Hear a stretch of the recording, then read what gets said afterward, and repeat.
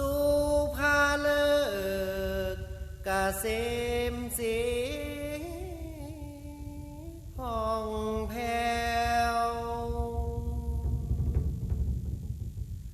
ปัจจามิตรจุงลานิปังปายไปเนไพญาจุงกาดแก้วเลิศแล้วเจียงคาน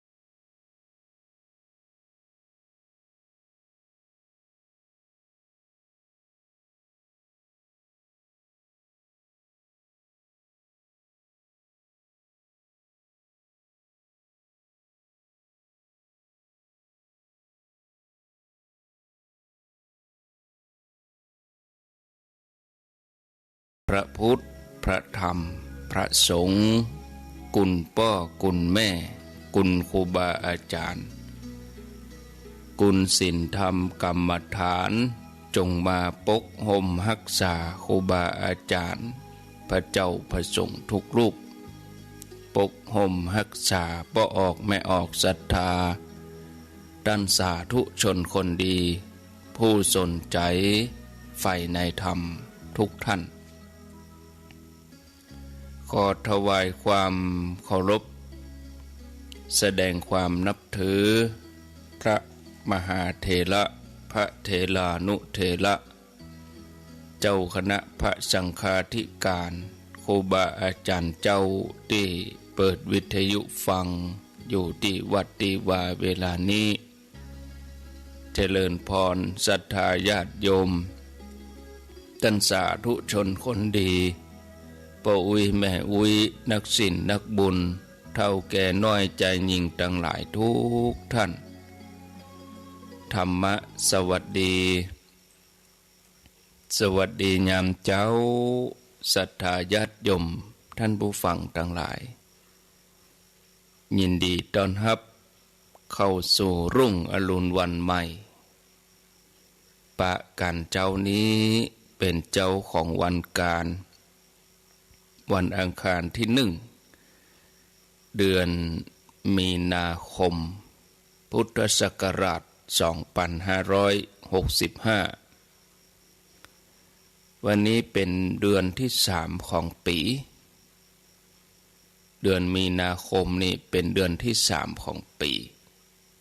วันนี้เริ่มต้นนับวันที่1มีนาคม2565เวลา 3:08 นาทีต้อนรับทุกท่านเข้าสู่รายการเสียงธรรมแสงทองสัพเพเหระปกิณกะใกล้แจ้ง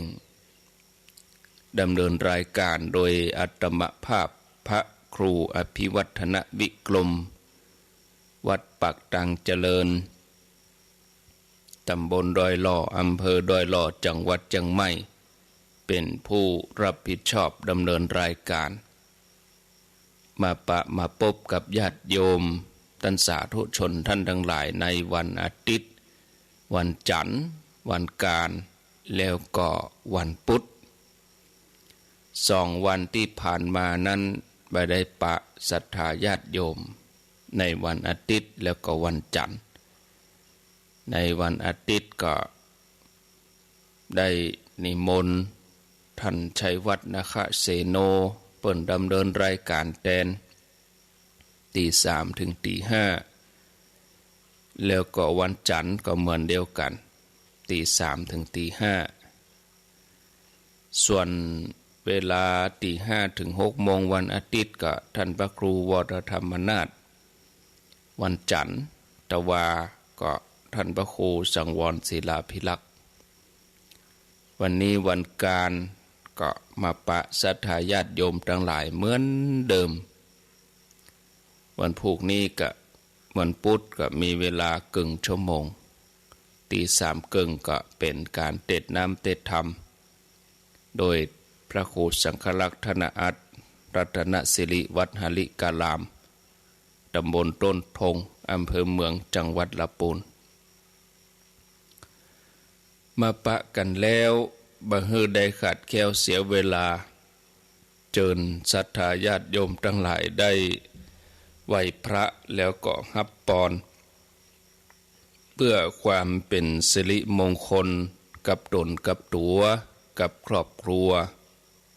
กับบ้านกับจองกับหอกับเฮือนเหียก่อนอะระหังสัมมาสัมพุทโธภควาพุทธัง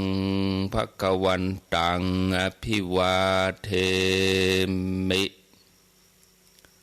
สวากขาโตภควตาธัมโมธัมมังนัมสสามิสุปฏิปันโนภควโตสาวกสังโฆสังฆังนะมามิกราบหนึ่งกราบสองกราบสามกราบนึกถึงคุณพ่อคุณแม่ของเฮาเนอกราบนึกถึงคุณครูบาอาจารย์กราบพระเรียบร้อยก้อยขยับขยายนั่งตามสบายนั่งตามใจของไผของมัน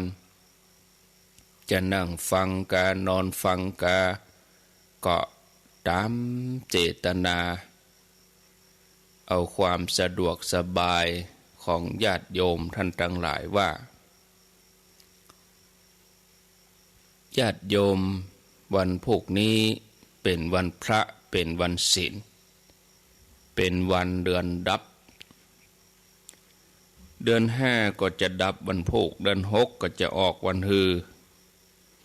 เดือน6นี่ออกวันที่3วันพฤหัสบดีที่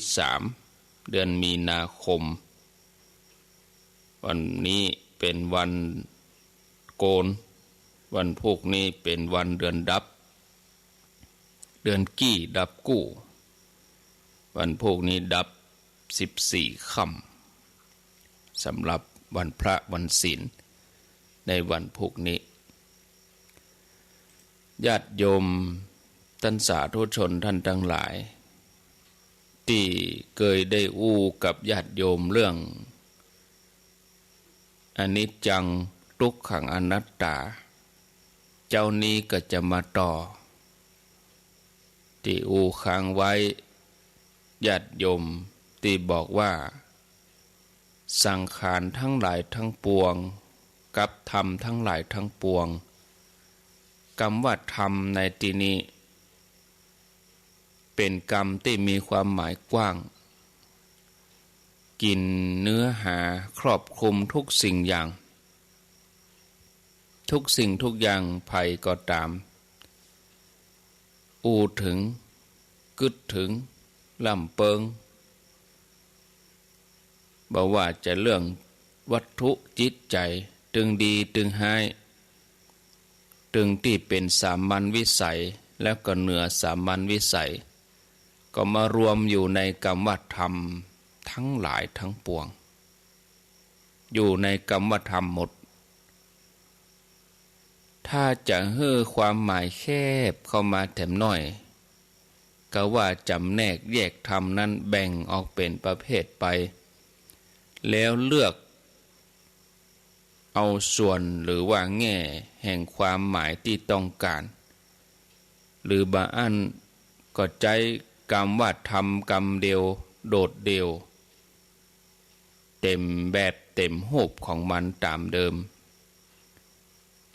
แต่ตกลงหรือหมายหู้ร่วมกันว่าเมื่อใจในลักษณะนั้นๆในกรณีนั้นหรือในความแวดล้อมนั้นจะมีความหมายเฉพาะใน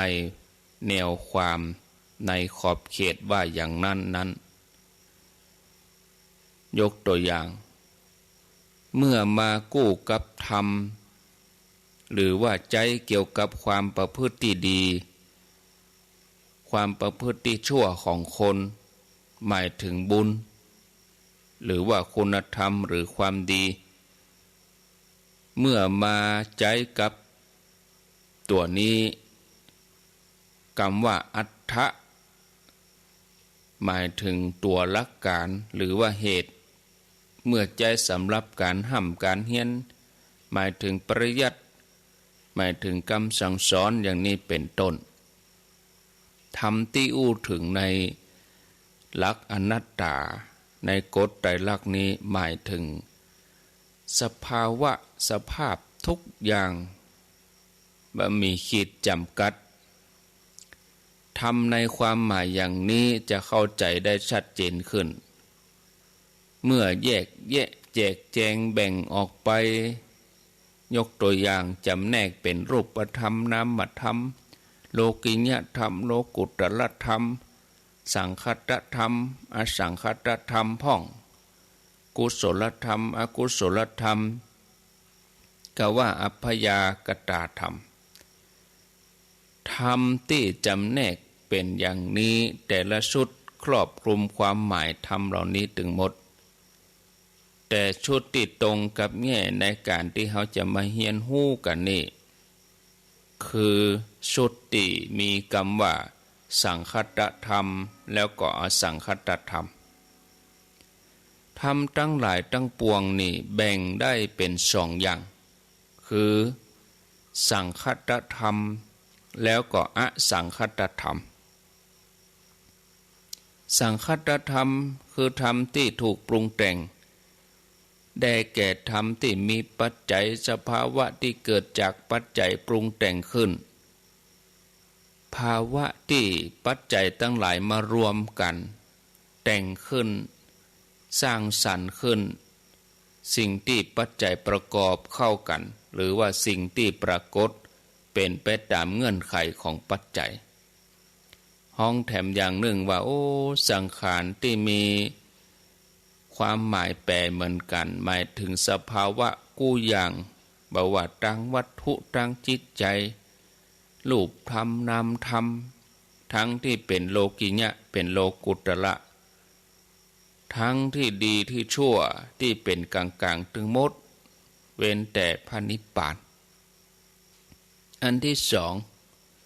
อสังคตธรรมคือธรรมที่บ่ถูกปรุงแต่งได้แก่ธรรมที่บ่มีปัจจัยสภาวะที่บ่เกิดจากปัจจัยปรุงแต่งบ่เป็นไปตามเงื่อนไขของปัจจัยห้องแถมอย่างหนึ่งว่าวิสังขาระแปลว่าสภาวะปลอดสังขารหรือสภาวะที่บ่มีปัจจัยปรุงแต่งหมายถึงนิพพานความดับทุกข์พ้นทุกข์ประโยชน์ของการเรียนรู้เรื่องไตรลักษณ์เรื่องอนิจจังทุกขังอนัตตาเมื่อเฮานำมาพิจารณาเฮาจะได้ประโยชน์อย่างใดญาติโยมท่านผู้ฟังสาธุชนคนดีทั้งหลายเมื่อเฮาได้ฮู้เฮาได้เข้าใจเฮาก็จะได้ประโยชน์หลายอย่างหนึ่งเฮาจะได้ความบ่ประมาทอย่าให้คนเฮาบ่ประมาทมัวเมาในวัยว่าตัวเองยังหนุ่มยังสาวในความบ่มีโรคในชีวิตของเฮาเพราะว่ามรณะภัยหรือว่าความตายนั้นอาจจะมาถึงเฮาเมื่อใดก็ได้บ่แน่นอนทำให้ประมาทในทรัพย์สินเพราะคนที่มีทรัพย์สินนี่บางทีอาจจะกลับกลายเป็นคนยากจนไปก็ได้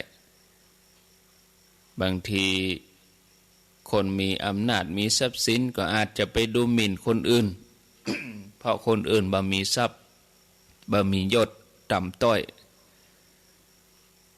ญาติโยมทั้งหลายแต่ในภายภาคหน้าคนเหล่านั้นเปิ้นอาจจะมีทรัพย์สินเจริญรุ่งเรืองกว่าที่เฮาคิดไว้ก็มีทำให้สำรวมตนอ่อนน้อมถ่อมตนบ่โยโสโอหังยกตนข่มท่านถ่อมตนฮักคนมีความเมตตาต่อกันอันที่สองทำให้เกิดความพยายามเพื่อที่จะก้าวไปข้างหน้าเพราะรู้ว่าถ้าเราพยายามก้าวไปข้างหน้าแล้วชีวิตก็เปลี่ยนแปลงไปในทางที่ดีประการที่สามเราได้เรียนรู้ความบ่เที่ยงแท้เนี่ยคือเรารู้สภาพความเปลี่ยนแปลงของชีวิตเมื่อประสบกับสิ่งที่บ่พอใจบางทีก็มีความสิ้นหวังเป็นทุกข์ก็บ่ปล่อยตัวเองไปตามเหตุการณ์นั้นๆนักจนเกินไปนักจนล้ำไปพยายามหาทางหลีกเลี่ยงในสิ่งที่บ่ดีประโยชน์ของการเรียนรู้เรื่องทุกขังเมื่อผู้ใดได้เข้าใจได้รู้ถึงความทุกข์ว่าความทุกข์นั้นเป็นธรรมดาของโลกเป็นธรรมดาที่อยู่ประจำโลกอย่างหนึ่งที่ไผๆจะหลีกเลี่ยงได้ยากต่างกันก็แต่รูปแบบของความทุกข์ตัวนั้นเมื่อความทุกข์เกิดขึ้นในชีวิตของเฮาผู้ที่มีสติเปิ้นก็ใจไตร่ตรองพิจารณาเปิ้นก็จะหันความจริงว่าความทุกข์นี่เป็นสัจธรรมอย่างหนึ่งของชีวิตย่อมปะปนผสมกันด้วยความทุกข์เป็นธรรมดาเมื่อหันเป็นธรรมดาความยึดมั่นถือมั่นนั่นก็มีน้อยความทุกข์สามารถลดลงได้จากการพิจารณาบางทีอาจจะหายไปโดยความบ่ยึดมั่นถือมั่นความสุขที่เกิดจากการปล่อยวางย่อมเป็นความสุขที่แท้จริงความสุขที่บริสุทธิ์ประโยชน์ของการได้เรียนรู้เรื่องอนัตตาการที่เฮาได้เข้าใจเฮาได้รู้เรื่องอนัตตาเนี่ยคือเฮารู้ความจริงของสิ่งทั้งหลายทั้งปวงเฮาต้องถูกหลอกลวงจะเนี่ยคือเฮาคลายจากความทะเยอทะยานคลายจากตัณหามานะทิฏฐิเนี่ยคือบ่ได้ยึดมั่นถือมั่นเฮาก็จะได้เบากายเบาใจเพราะเรื่องอนัตตาสอนให้เฮารู้ว่าสังขารทั้งหลายทั้งปวงเป็นไปเพื่ออาพาธฝืนความปรารถนาบังคับบัญชาบ่ได้ที่สุดเฮาจะต้องยอมรับความจริงอย่างหนึ่งว่าตัวเฮาเองก็จะต้องพบกับธรรมชาติเหล่านี้ธรรมชาติแห่งความเจ็บปวดธรรมชาติแห่งความชราธรรมชาติแห่งการมรณะความตายที่จะต้องพลัดพรากจากกันไปจากครอบครัวจากญาติพี่น้องตลอดจนถึงจะต้องจากทุกสิ่งทุกอย่างไปยังเฮาได้ปล่อยวางเพราะทุกข์อยู่ที่เฮาถือสุขอยู่ที่เฮาวาง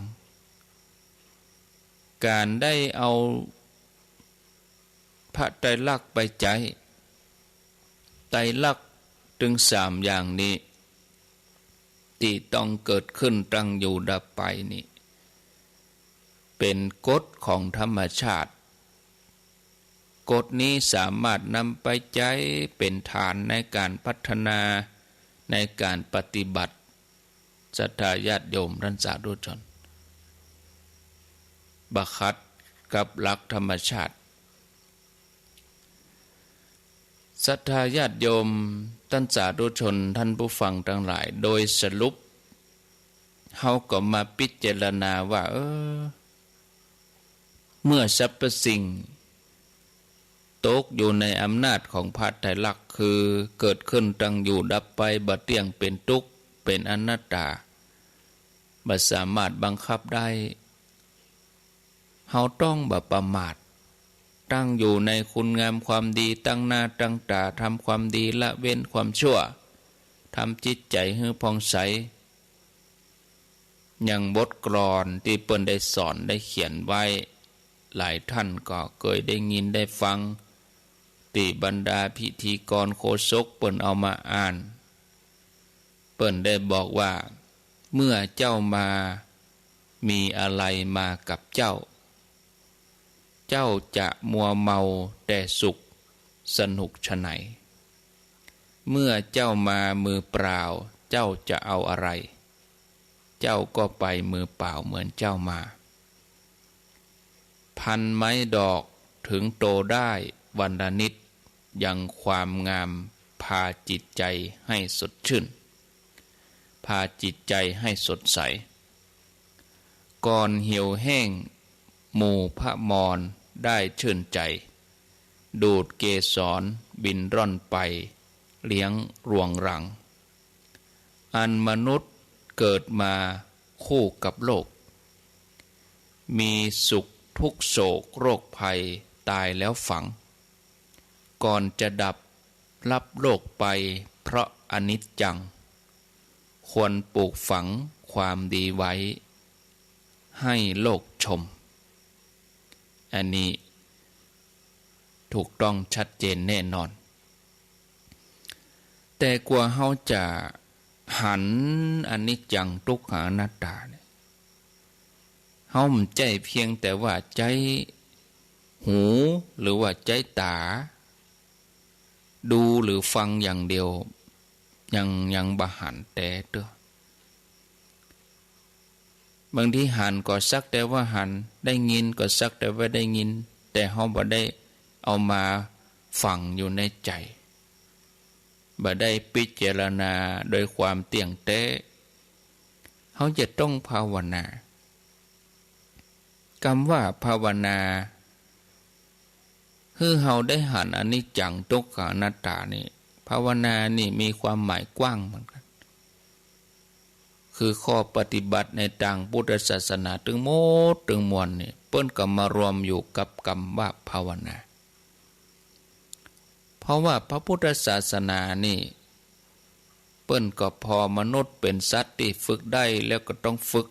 เมื่อฝึกแล้วก็จะเป็นสัตว์ที่ประเสริฐถ้าบ่ฝึกก็บ่ประเสริฐตัวภาวนาแปลว่าการทำให้จ้างทำให้เป็นทำให้มีหมายความว่าสิ่งใดยังทำบ่เป็นยังทำบ่จ้างยังบ่มีสิ่งใดยังบ่มีก็ทำให้มีทำให้เป็นสิ่งที่จะทำให้ได้ให้มีให้เป็นต้องมีความหมายพิเศษอยู่ว่ามันจะมีประโยชน์แก่ชีวิตของเฮาพอเป็นทางที่ดีมันก็เจริญขึ้นฉะนั้นคำว่าภาวนาที่แปลว่าทำให้มีทำให้เป็นก็แปลต่อได้ง่ายๆโดยสรุปสั้นๆภาวนาคือความเจริญฉะนั้นญาติโยมก็จะมีคำว่าภาวนาพ่วงท้ายสิ่งดีๆที่เฮาจะพัฒนาก็ว่าเฮาทำให้มีทำให้เป็นให้เจริญขึ้นมาอย่างเฮาจะเนี่ยเมตตาเจริญขึ้นในจิตในใจเฮาก็ปลูกฝังพัฒนาเมตตาก็คือเมตตาภาวนาแปลเป็นภาษาไทยว่าเจริญเมตตาถ้าจะเจริญกุศลภาษาบาลีก็แจ้คำว่ากุศลภาวนาแปลว่าการเจริญกุศลคือการทำกุศลให้เจริญเพิ่มพูนหรือสมาธิเกาะใจภาวนาเติมเข้าไปก็เป็นสมาธิภาวนาก็แปลว่าเจริญสมาธิส่วนการเจริญปัญญาได้รู้แจ้งความจริงของสิ่งทั้งหลายตามธรรมชาติเฮาก็ฮ้องว่าเจริญวิปัสสนาก็ว่าวิปัสสนาภาวนา คือจะไปเจริญอันหยังเนี่ยอันหยังฮือเกิดฮือมีฮือได้ก็เป็นภาวนาหมดบ่ได้จำกัดว่าจะต้องมานั่งสมาธิต่ออันในความหมายตีกว้างนี่คือข้อปฏิบัติที่ดีงามตึงหมดในพุทธศาสนาฮ้องว่าภาวนาจะอู้แถมอย่างหนึ่งญาติโยมคือข้อปฏิบัติตึงหมดในพุทธศาสนาคือการเรียนรู้เรื่องภาวนาภาวนานั้นเป็นกิจต่อมรรคแล้วก็มรรคนั้นอยู่ในอริยสัจสี่ทุกข์สมุทัยนิโรธมรรคในอริยสัจสี่แต่ละข้อจะได้แสดงกิจหรือหน้าที่ไว้ซึ่งกิจหรือหน้าที่ต่ออริยสัจสี่เป็นสิ่งที่สำคัญคนที่จะบรรลุอริยสัจต้องรู้กิจในอริยสัจตัวนะคือความที่เราจะต้องตั้งคำถามว่ากิจหรือว่าหน้าที่ต่ออริยสัจสี่ตามลำดับนั้นเป็นอย่างไรหนึ่งทุกขอริยสัจคือความทุกข์อย่างเบอร์เดนเนี่ยคนเรียนหนังสือได้ปริญญาตรีโทเอกก็คือได้เรียนรู้แค่อยู่แค่ทุกข์ต่ออันกิจอริยสัจข้อนี้คือปัญญาแปลว่ากำหนดรู้เข้าใจให้ถูกต้องเป็นหน้าที่ต่อทุกข์ยังไปบัดถึงขั้นที่ต่อไปคือขั้นอริยสัจข้อที่สองสมุทัยคือเหตุแห่งทุกข์เหตุแห่งทุกข์นั้นกิจอริยสัจคือเฮาจะต้องละต้องกำจัดเหตุที่เกิดจากทุกข์นั้นให้ได้ข้อที่สามนิโรธอริยสัจคือความดับทุกข์กิจอริยสัจคือต้องทำความดับทุกข์ภาวนาคือหันแจ้งหูแจ้งข้อที่สี่มรรคคือหนทางไปสู่ความดับทุกข์กิจอริยสัจเป็นสิ่งที่ต้องภาวนาฉะนั้นภาวนาก็คือกิจต่อมรรคทั้งหมดคือกิจที่จะนำเขาไปสู่ความดับทุกข์การทำภาวนาคือการได้ปฏิบัติทำหน้าที่ให้ถูกต้องการทำงานของอริยสัจสี่คือพระพุทธเจ้าสอนทุกข์ไว้บ่ได้สำหรับให้เฮาเป็นทุกข์แต่สอนทุกข์ให้ฮู้จักฮู้เต้าตันทุกข์ถ้าคนฮู้บ่เต้าตันทุกข์ก็จะแก้ไขทุกข์บ่ได้คนที่มัวแต่หนีทุกข์บ่ได้ปะได้พบบ่ยอมรับรู้บ่ยอมศึกษาบ่ยอมเข้าใจจะแก้ไขทุกข์บ่ได้ฉะนั้นญาติโยมองค์พระสัมมาสัมพุทธเจ้าเพิ่นก็เลยสอนให้เฮาฮู้เต้าตันทุกข์ศึกษาให้เฮาฮู้ความจริงถ้าเฮาฮู้ตันแล้วเฮาก็สามารถจัดการกับทุกข์ได้แต่บ่ได้สอนให้เฮาทุกข์เป็นสิ่งที่สำหรับใจปัญญาไปหูสำหรับปฏิบัตินั้นอยู่ที่มรรคซึ่งเมื่อเฮาปฏิบัติแล้วเฮาก็จะห่างทุกข์ไปโดยตามลำดับแล้วก็มีความสุขนักขึ้นจนบ่มีทุกข์เหลืออยู่เลยคนที่มีสุขนักขึ้นนี่ก็คือคนที่มีทุกข์ลดลงฉะนั้นญาติโยมในเรื่องของความรู้ด้วยปัญญาแล้วเฮารู้เท่าทันทุกข์ในเรื่องของปฏิบัติเฮาจะเข้าถึงความสุขนักขึ้นตามลำดับญาติโยมฉะนั้นเมื่อภาวนาก็เลยเป็นกิจต่อมรรคถึงหมดอย่างที่ว่ามาองค์พระสัมมาสัมพุทธเจ้าพระองค์เปิ้นได้จัดไว้เป็นสี่อย่างคือภาวนาสี่มีอย่างนี้หนึ่งกายภาวนากายภาวนาแปลว่าเจริญกาย เจริญกายในภาษาปัจจุบันนี่ก็เป็นการพัฒนาตนพัฒนากาย2ศีลภาวนาพัฒนาศีลเจริญศีลเนี่ยเฮือศีลนั้นงอกงามเฮือเป็นเฮือมีเฮือเกิด3จิตตภาวนาเจริญจิตคือทำเฮือจิตใจนั้นเจริญงอกงามขึ้นมา4ปัญญาภาวนาทำปัญญาเฮือเจริญงอกงามขึ้นศรัทธาญาติโยมกายภาวนาแปลว่าการพัฒนากายทำร่างกายทำกายเฮือเจริญบ่ได้มุ่งทำกายเฮือร่างกายใหญ่โตแต่ต้องพัฒนาในที่นี้คือต้องพัฒนาเกี่ยวข้องกันในปัจจัย4รอบตัวของเฮาเริ่มที่ใกล้ที่สุดทำให้ชีวิตดีงามมีอาหารมีเครื่องนุ่งห่มมีที่อยู่อาศัยมียารักษาโรคเฮาต้องใจให้จ้างใจให้เป็นอันนี้คือการพัฒนาในเรื่องของกายขั้นแรกของการบริโภคอาหารคือเพื่อให้ร่างกายของเฮานั้นแข็งแรงมีสุขภาพดีเฮาจะได้เอาร่างกายตัวนี้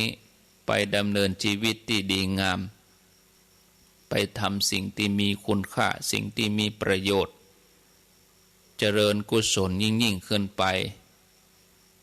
แล้วเฮากินอาหารรับประทานอาหารโดยความหมายนี้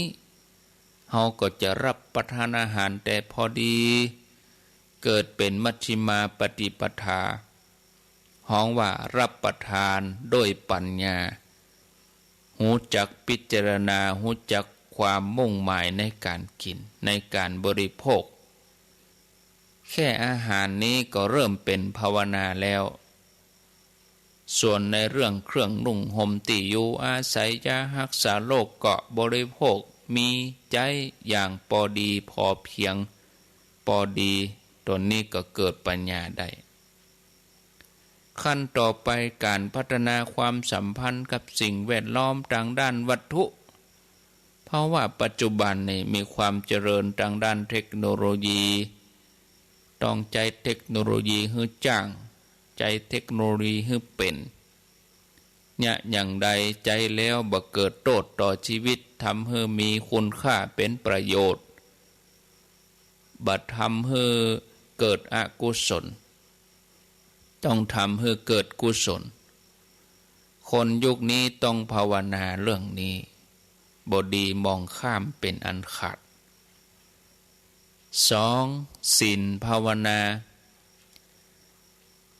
ในชีวิตของเฮาถึงวันนี้น่ะศรัทธาญาติโยมคือเฮาต้องไปเกี่ยวข้องกับคนอื่นๆในสังคมเฮาก็จะต้องมีการภาวนาคือการได้ฝึกพัฒนาอบรมทำชีวิตให้ดีขึ้นในด้านความสัมพันธ์กับสิ่งแวดล้อมโดยเฉพาะความสัมพันธ์อยู่ร่วมกันกับคนอื่นๆได้ดีในการที่จะอยู่ร่วมกันโดยที่บ่เบียดเบียนซึ่งกันและกันแข่งแย่งกันข่มเหงกันโดยอำนาจมีความสามารถนักกว่ามีโอกาสนักกว่าก็เอาเปรียบกอบโกยทำให้คนอื่นเดือดร้อนในทางพุทธศาสนาเปิ้นก็เลยวางหลักศีลเอาตัวศีลนี้เข้ามาเป็นมาตรฐานสำหรับเป็นกรอบเป็นเขตขออย่าได้ละเมิดต่อกันเนี่ยเฮาก็อยู่กันได้สังคมก็อยู่กันได้มีความสุขตามอัตภาพซึ่งการที่มีความสุขดีก็จะต้องก้าวต่อไปนั่นคือขั้นจิตแล้วก็ขั้นปัญญาศีลบ่ใช่หลักประกันความสุขแต่เป็นหลักประกันทางสังคมให้อยู่ร่วมกันให้ได้โดยที่คนเฮาต่างก็ต้องพัฒนาความสัมพันธ์การอยู่ร่วมกันอย่างสันติสุข เท่าเทียมกันช่วยเหลือเกื้อกูลให้อภัยซึ่งกันและกันจิตตภาวนานี่แปลว่าการพัฒนาจิตคือทำจิตใจให้เจริญงอกงามโดยจะมีวิธีที่เราจะต้องเชื่อมโยงระดับกายระดับศีลเกื้อกูลกันตลอดจนถึงขั้นปัญญาคือในการพัฒนาสี่อย่างสี่ด้านนี่จะต้องเกี่ยวกันเชื่อมโยงกันบ่ใจว่าทำไปทีละอย่างแต่ต้องสัมพันธ์กันในการดำเนินชีวิตที่สุจริตก็มีความปราบปลื้มในชีวิตมีความอิ่มใจบ่ก่อความเดือดร้อนเบียดเบียนสังคมชีวิตก็สุจริตกายวาจาใจดีงามเฮาก็มีความอิ่มเอิบใจอย่างน้อยจิตใจก็บ่วุ่นวายสาธุชนท่านผู้ฟังทั้งหลายเมื่อเฮาปฏิบัติแล้วจากนั้นเฮาก็ฝึกตัวเก่าให้มีความสุขอย่างเรียบง่ายนะต้องฝึกให้มีสติให้มีสมาธินึกได้อยู่เสมอว่าถ้าเฮาพัฒนาชีวิตให้ถูกต้องให้มีความสุขอย่างเรียบง่ายเป็นอิสระจะมีวัตถุนักหรือว่าน้อยสุขนักหรือว่าทุกข์นัก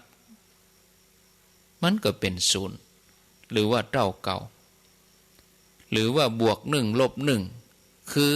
เป็นศูนย์ตลอดเวลาฉะนั้นคนที่พัฒนาถูกต้องคือพัฒนาจิตใจให้มีความสามารถที่จะมีความสุขนักขั้นเป็นคนที่สุขง่ายขึ้นจากการพัฒนาจิตใจก็มีร่างกายพัฒนาคุณธรรมไปโดยอย่างให้จิตใจมีเมตตากรุณามีศรัทธาเพิ่มนักขึ้นมีความเคารพมีกตัญญูกตเวทีพัฒนาจิตใจให้งอกงามเพื่อส่งผลดีต่อความสัมพันธ์กันในสิ่งแวดล้อมเพื่อมนุษย์ด้วยกันนั่นคือความเมตตาเมตตาคุณธรรมคือความฮักปรารถนาดีความอยากให้คนอื่นเป็นสุขเฮาสุขเมื่อหันคนอื่นสุขก็เลยมีความสุขจากการฮื้อที่เคยเป็นความทุกข์ก็กลายเป็นความสุขจากนั้นก็ได้ความสุขใหม่นั่นคือสุขจากการฮื้อภาวนาปัญญาการพัฒนาปัญญาก็คือการพอเปื้อนมนุษย์ด้วยกันด้วยความรู้ความเข้าใจหันสุขหันทุกข์ของเขาปัญญาเฮาก็เจริญงอกงามเฮาพัฒนาสิ่งต่างๆในชีวิตนี้มันเกี่ยวเนื่องกับธรรมชาติแวดล้อมเกี่ยวเนื่องกับตัวผู้อื่นด้วยสุขทุกข์ของเฮาแล้วก็คนทั้งหลายก็อาศัยกันและกันสิ่งหนึ่งเกิดขึ้นก็ทำให้สิ่งอื่นเกิดขึ้นสิ่งหนึ่งเกิดขึ้นในทางที่ดีก็ส่งผลกระทบต่อสิ่งอื่นถ้าสิ่งหนึ่งเกิดในทางที่บดีก็จะส่งผลบดีต่อสิ่งอื่นเมื่อหันความสัมพันธ์ระหว่างสิ่งต่างๆก็จะมีปัญญาพอกว้างออกไปสามารถปรับตัว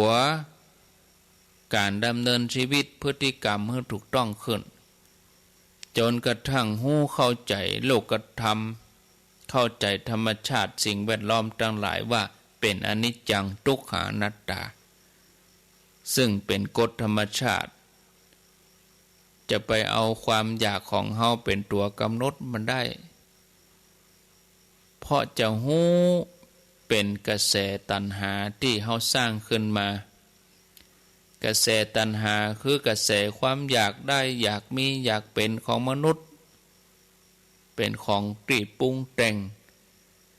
สิ่งที่แท้จริงคือกระแสเหตุปัจจัยของธรรมชาติที่สามารถเข้าไปถึงได้โดยปัญญาท่านผู้ฟังญาติโยมฉะนั้นแทนที่จะสร้างกระแสตัณหา เฮาก็หันมาสร้างกระแสปัญญากระแสตัณหาจะขัดแย้งกันขัดแย้งกับกระแสธรรมชาติเฮามักจะการกู้ครั้งนะแล้วเฮาก็ตุกแต่บ่กองสร้างกระแสปัญญาจิตมันจะหู้โดยตามเหตุตามกระแสปัญญาของมันตามธรรมชาติของมันบ่กองมันกลั่นเป็นกระแสเดียวกันก็มันก็บ่ตุกเฮาฮู้ความเป็นจริงเหตุปัจจัยเป็นอย่างใดปัญญาเฮาก็จะฮู้ตามนั้นกระแสปัญญากระแสเหตุปัจจัยนี่เป็นอันเดียวกันประสานกันตอนนี้สบายดำเนินชีวิตสอดคล้องแล้วก็ปอฮู้เต่าตันความเป็นจริงทั้งหลายเป็นอนิจจังทุกขังอนัตตาสิ่งทั้งหลายมันเป็นไปตามกฎของมันอย่างนั้นเพราะฉะนั้นญาติโยมทุกข์ในธรรมชาติก็มีอยู่ตามกฎธรรมชาติของมันบ่มา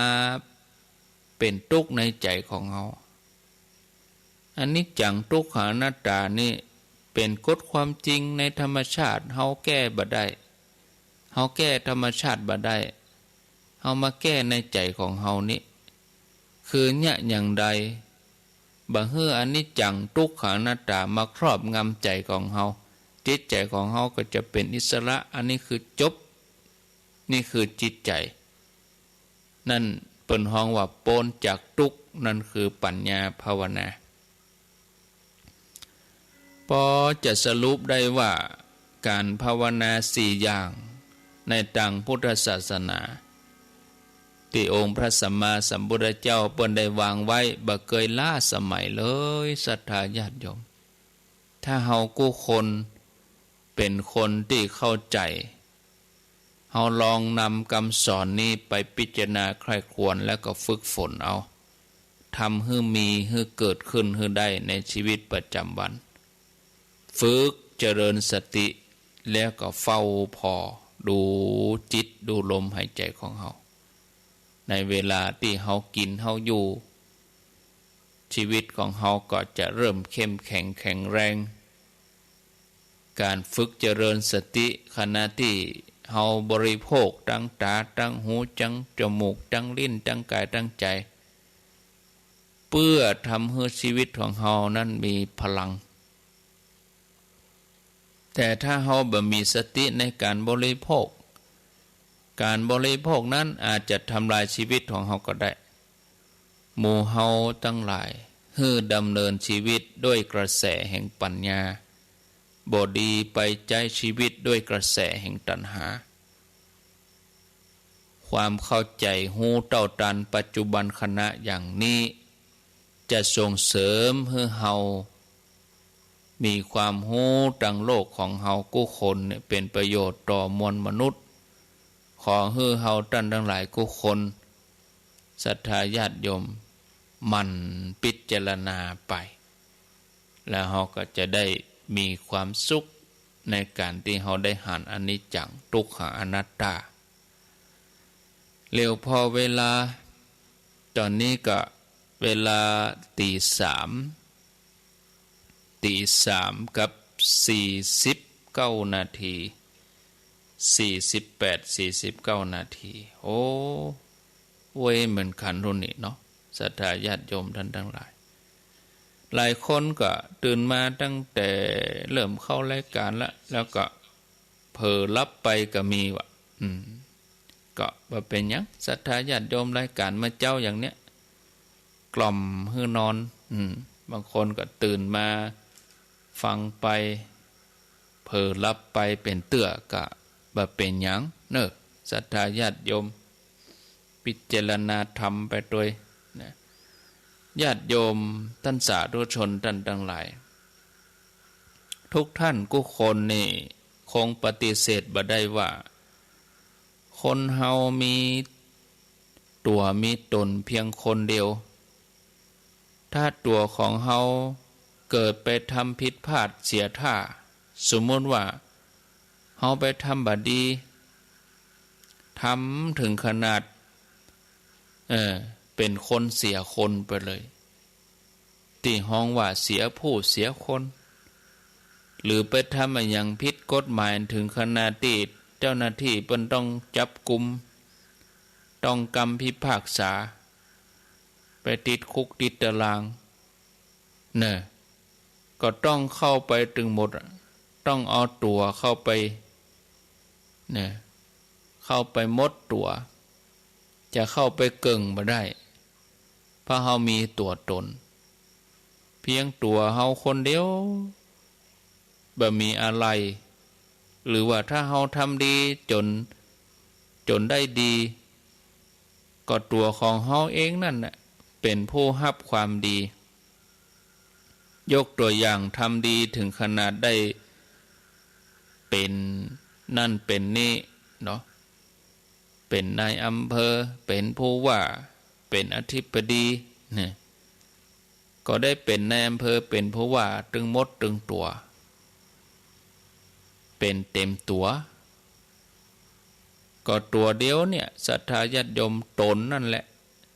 จะเป็นเกิงเดียวบ่ได้ฉะนั้นในทางพุทธศาสนาเปิ้นก็มีภาษิตบาลีไว้เตือนหมู่เฮาทั้งหลายว่าอัตตาหิอัตโนคติตนแลเป็นคติของตนคติในที่นี้ก็แปลว่าถ้าเป็นทางไปดีเปิ้นห้องสุขติถ้าทางไปบดีมันลำบากไปสู่ทุกขติท่านผู้ฟังญาติโยมเฮาจะไปสุขติหรือว่าทุกขติเฮาต้องไปด้วยตัวเองฉะนั้นตนก็คือตัวเฮากู้คนจะเป็นผู้กำหนดเส้นทาง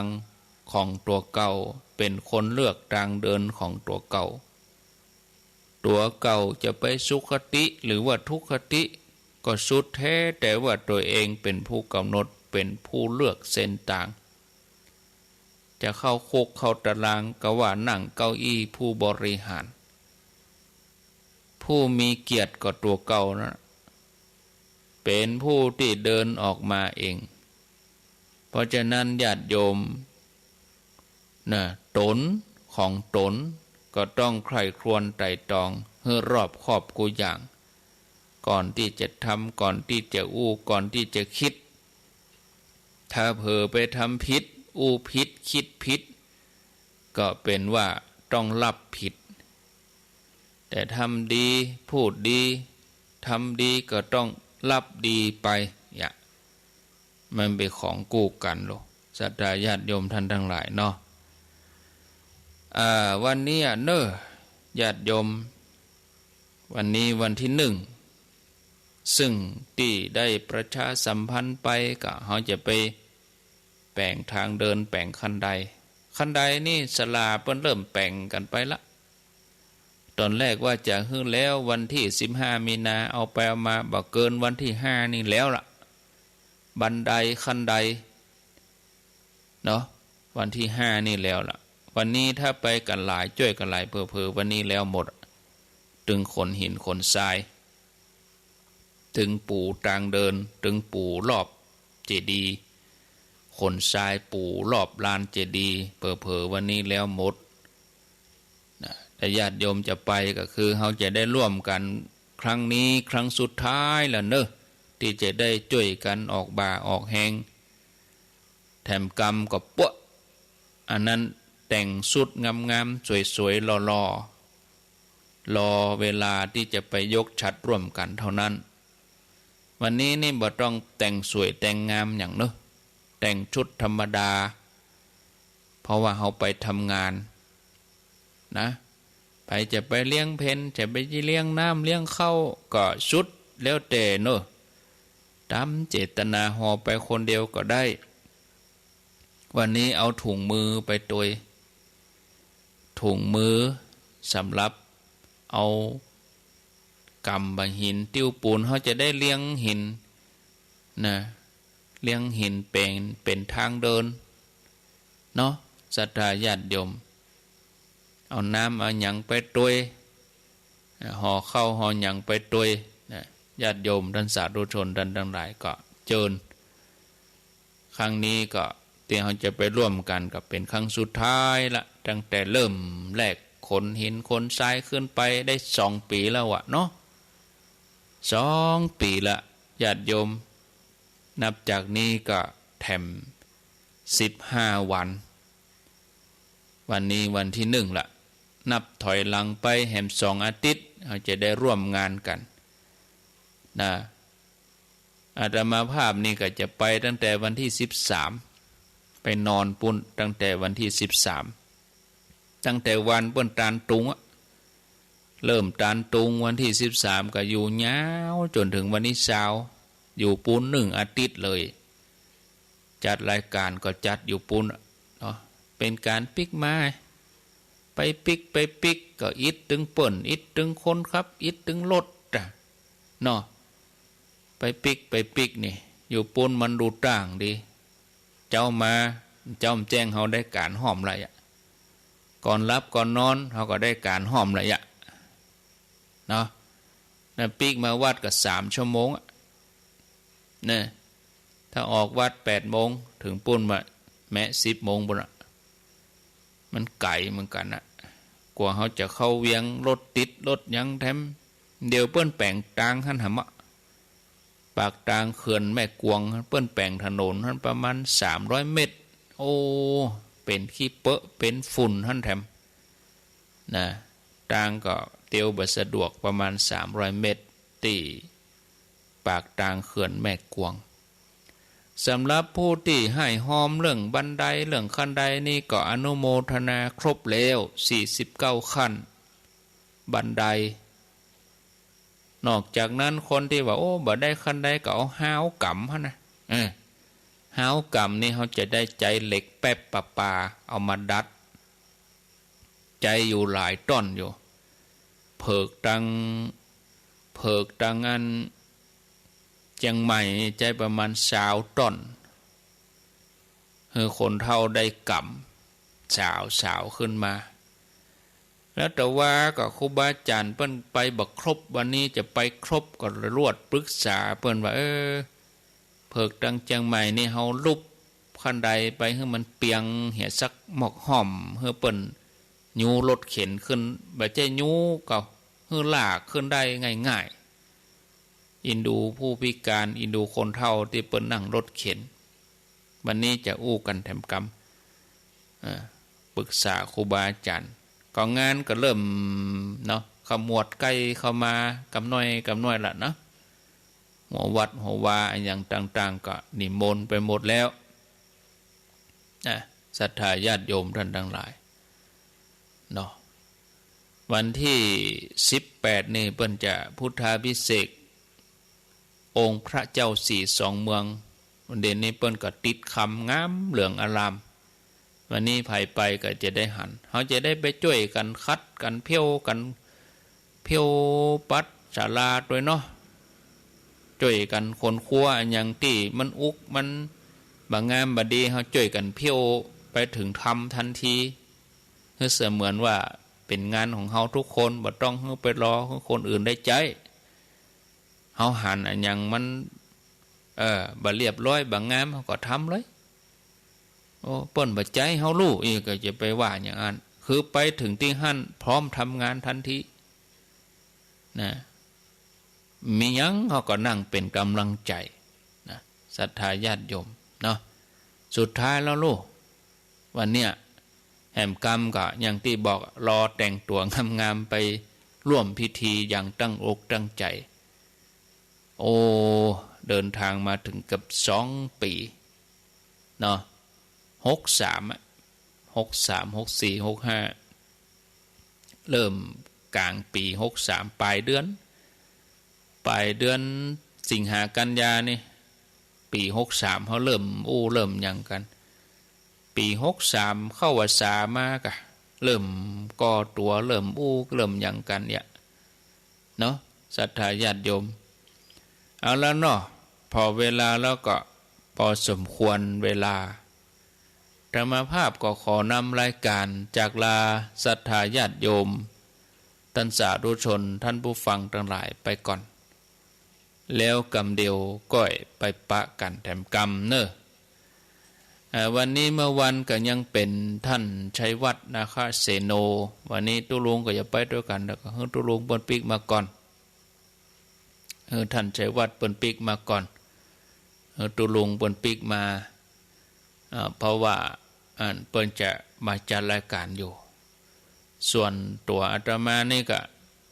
จะได้ปิกมาได้บ่ฮู้วันนี้ก็ถ้าอยากมืดค่ำบ่นะเอาจนงานแล้วก็ไม่ได้ปิกวันเนี้ยเอาจนแล้วทำไปมันพูกก็หาดทำเมาะเนี่ยตั้งพูกไปกับงานอื่นก็มีแหมเนี่ยเนาะเอาญาติโยมทั้งหลายเกียมตัวฟังท่านสาธิตธีระปัญโยสถาบันธรรมาภิวัตรอำเภอแม่เมาะจังหวัดลำปาง2 ช่วงเนอะกระเดียวตี 4 ถึงตี 5แล้วกำเดียวตี 5 ถึงตี 5 ครึ่งอาตมาปะศรัทธาญาติโยมแถมกรรม